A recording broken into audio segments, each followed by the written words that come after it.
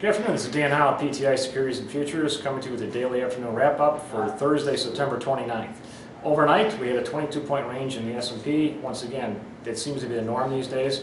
The Asian markets were mixed, the European markets were mixed. Right before the opening, we were 5 to 6 points up. We got some good fundamental news before the opening. Matter of fact, we had a wave of good fundamental news. First time that's happened in quite a while.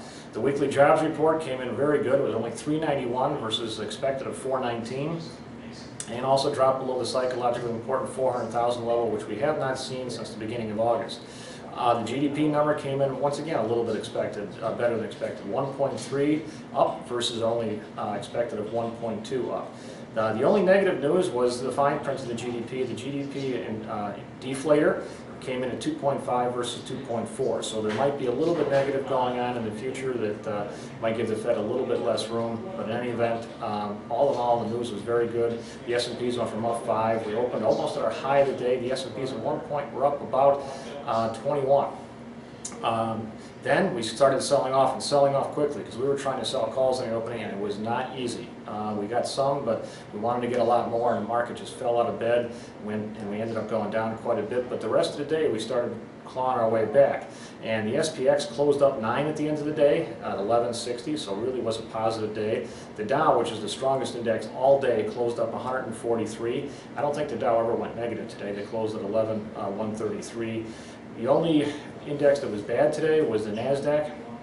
Closed down 10 at 2480, and the NASDAQ's had some high-profile people that are under pressure lately.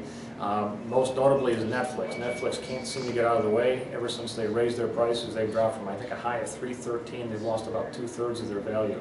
The 10-year note lost a little bit today in the yield. It closed at yield of 1.95 as people are going to the bonds.